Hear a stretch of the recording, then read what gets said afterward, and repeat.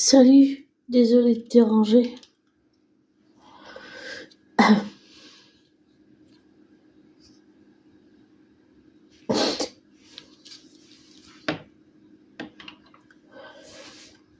J'aimerais revenir sur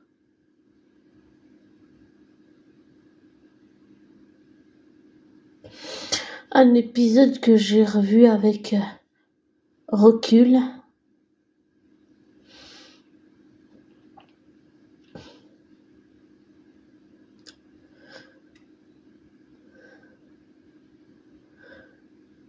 Mais c'était difficile à regarder.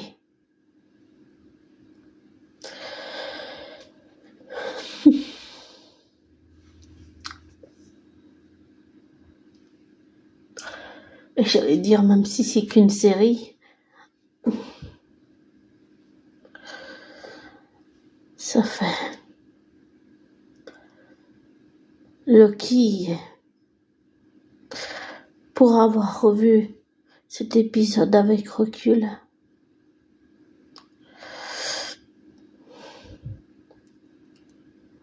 je puis dire que ce que j'ai vu, c'est un Loki qui réfléchissait, un Loki perdu, un Loki terrifié, vraiment terrifié. J'ai jamais vu Loki comme ça. Et ça devrait pas, mais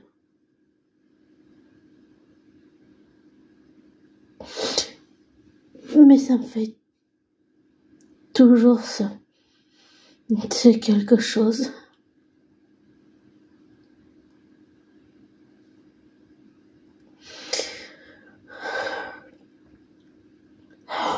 Et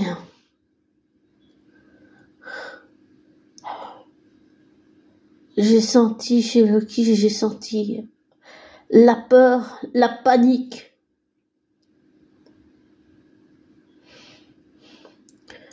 Et aussi le fait qu'il est complètement déstabilisé. C'est un Loki qu'on connaît, mais dans un univers qu'on n'a jamais vu.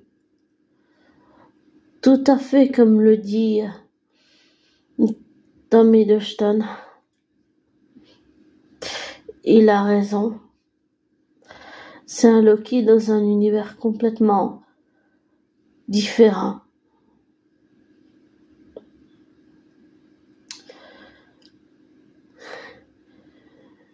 Et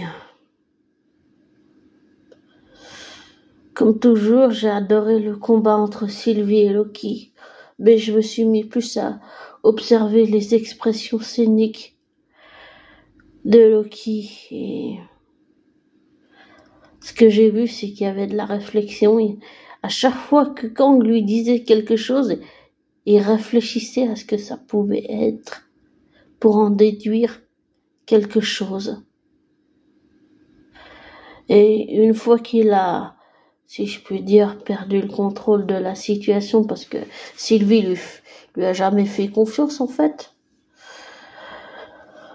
j'ai senti vraiment la peur et la panique dans sa voix. Le stress aussi, tout le stress que ça lui génère. Mais j'ai senti qu'il était perdu. Et je me demande toujours comment il va ramer pour retrouver la confiance de B15, Sylvie, Thor, Frigga, Odin et Mobius. Comment il va faire pour retrouver la confiance de son entourage? C'est la question que je me demande. Parce que s'il est comme au début avec cette espèce d'accoutrement d'uniforme de prison là,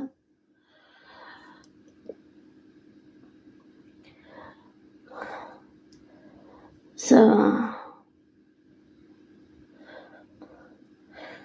je me demande comment Loki va regagner la confiance de Mobius.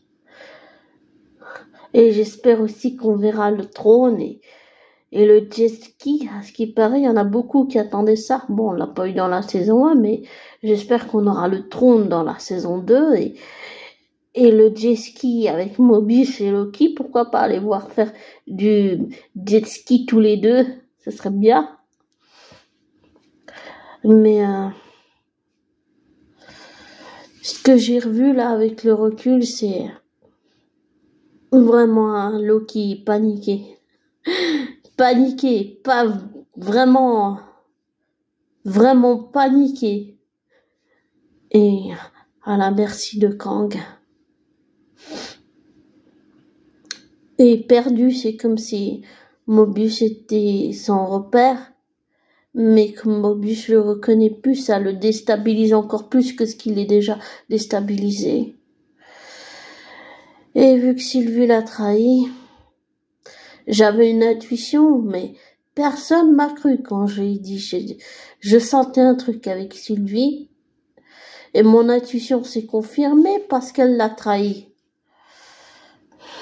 Et je reconnais encore une fois de plus que j'aime pas aller voir les personnages souffrir, même si c'est pour les faire évoluer.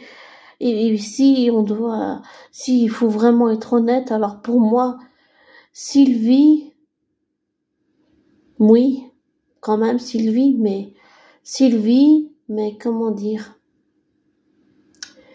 Wanda, Sylvie, Bucky, Loki sont pour moi les personnages qui ont le plus souffert dans tout l'univers Marvel et comics et DC Comics et compagnie au niveau de leur psychologie. C'est vraiment les personnages qui ont le plus souffert au niveau psychologique, affectif, comportemental, émotionnel. Pour moi, c'est ceux qui ont le plus souffert, qui en ont vu de toutes les couleurs. J'arriverai pas à dire autrement. Les choses autrement. Pour moi, ce sont que ceux qui ont le plus souffert vraiment émotionnellement. Ils ont tellement perdu, tellement souffert, tellement aussi engendré de souffrance qu'ils regrettent tous. Je suis sûre que Sylvie regrette. Et je suis sûre que Loki, après avoir été en colère contre elle, finira par lui pardonner. J'en suis certaine. Après, je peux peut-être me tromper, mais c'est le ressenti que j'ai. Il est amoureux d'elle. Il lui pardonnera. Mais ça prendra du temps. Ça prendra du temps. Et j'ai comme l'impression qu'il va retrouver une Sylvie déprimée qui va devoir lui remonter le moral. J'ai réussi à voir des thrillers, j'ai réussi à voir des bandes annonces vraiment très intéressantes et ça donne vraiment très très très envie. Mais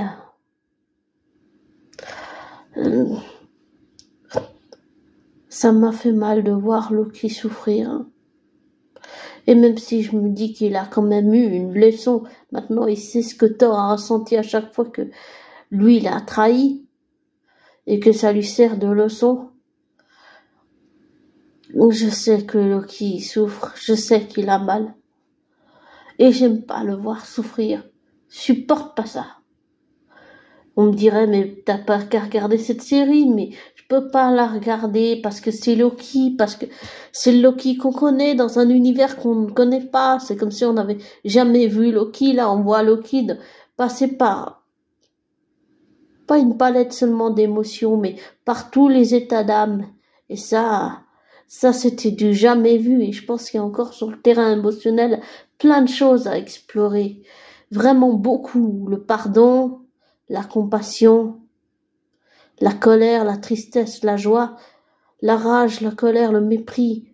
Passer par toutes ces étapes pour arriver au pardon. Voilà. Souvent, c'est comme ça que ça se construit. Et comme c'est apparemment des choses qui ne sont pas encore arrivées, j'espère que tout va s'arranger. J'ai vraiment envie de voir comment Loki va ramer pour regagner la confiance de ses proches. Et j'ai aussi envie qu'ils mettent les choses à plat avec Thor. Vraiment qu'ils aient une bonne discussion, une bonne fois pour toutes, qu'ils règlent tous leurs différends ensemble. Et que quand l'autre a besoin, l'autre répond, et quand vice versa, et ainsi de suite. Qu'ils se soutiennent tous les deux. Et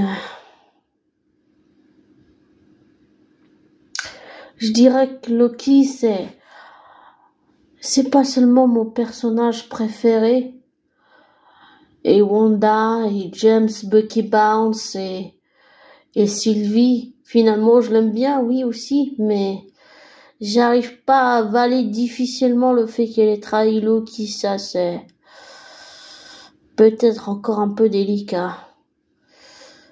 Mais je pense que si elle sauve Mobius ou Loki, peut-être que je lui pardonnerai. Il y a des chances que oui. Il y a même beaucoup de chances que oui. Mais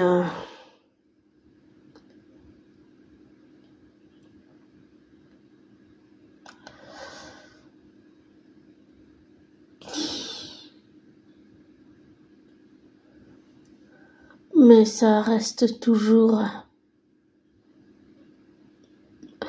impressionnant. Et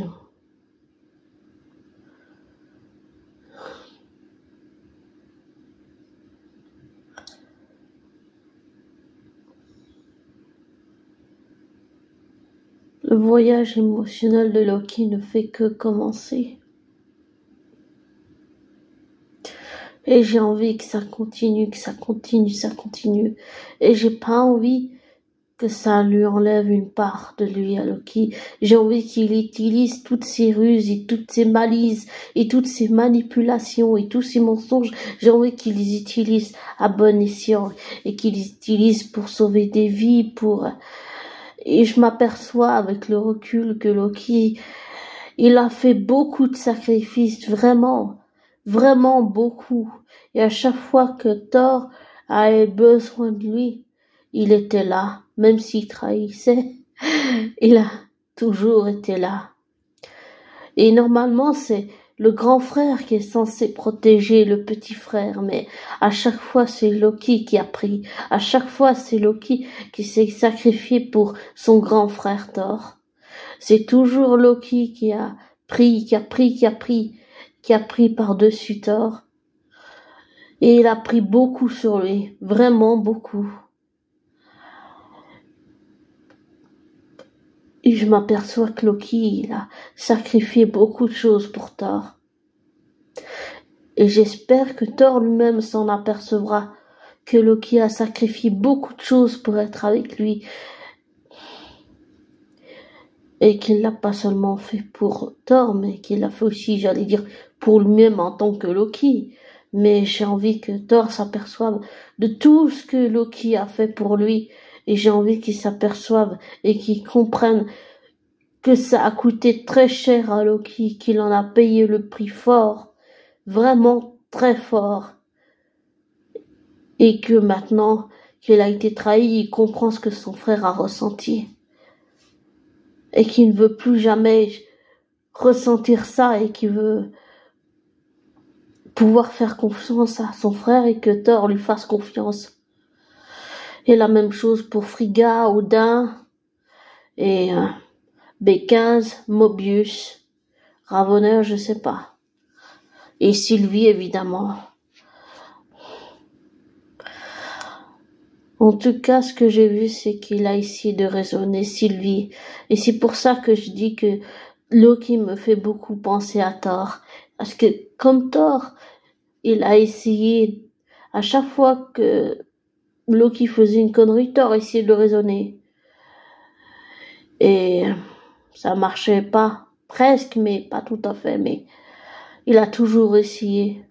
Et Loki, là, il a fait la même chose. C'est pour ça qu'il me fait beaucoup penser à Thor.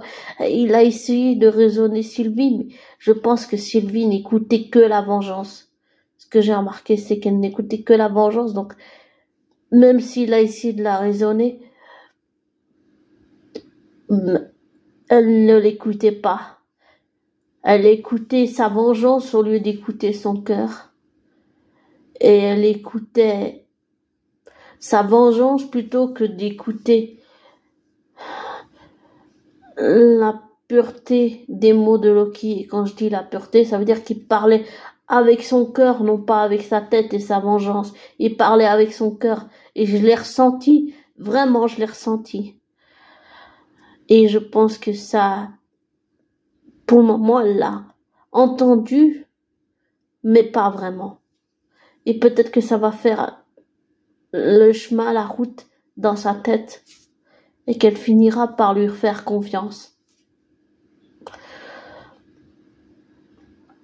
Mais pour avoir reconnu ce genre de sentiment, je sais ce que c'est. On est aveuglé par la vengeance, on n'écoute plus que la vengeance. Et quoi que nous disent les autres, on les écoutera pas. Parce qu'on en est incapable. Quand la colère, l'émotion de la colère, de la rage, de la haine, du mépris et de la vengeance nous prend au cœur, on n'est pas capable d'écouter l'autre.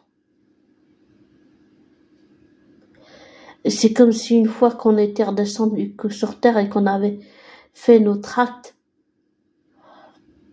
on comprend qu'on n'aurait pas dû le faire.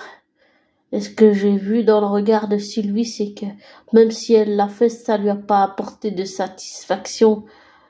C'est comme si ça l'avait juste encore plus détruite.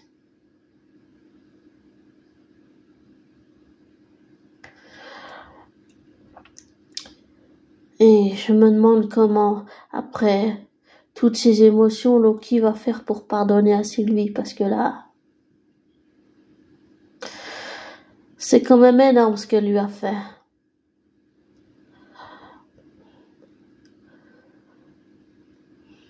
Et je me réjouis de la saison 2. Mais je me demande comment il va faire pour que tout son entourage lui fasse confiance à nouveau.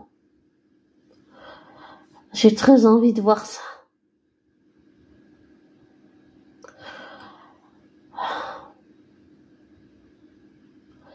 Et je me suis aussi aperçue d'une autre chose.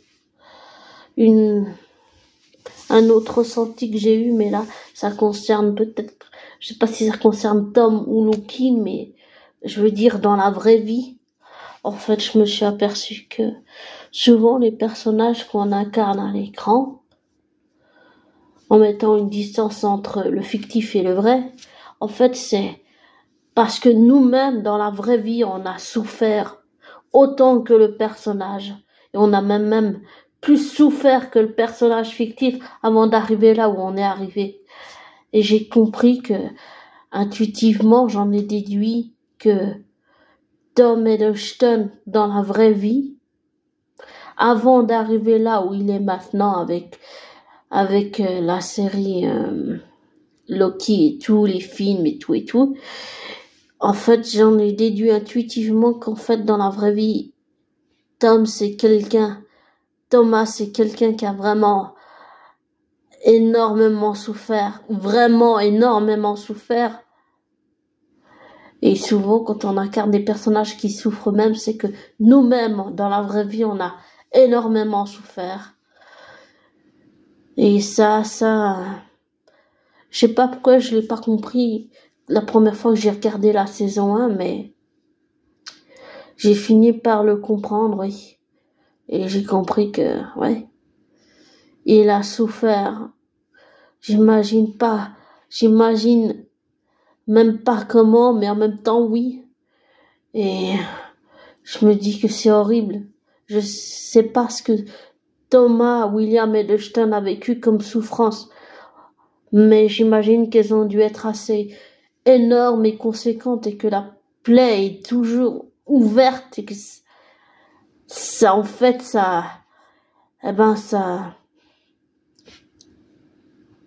souvent, ça nous relie au personnage fictif qu'on interprète à l'écran, tout en mettant de la distance entre le vrai et le fictif, bien sûr.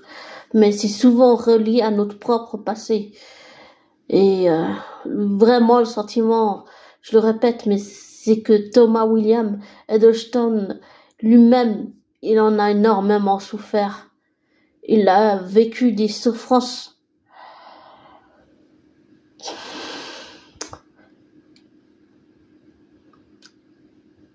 vraiment profondes.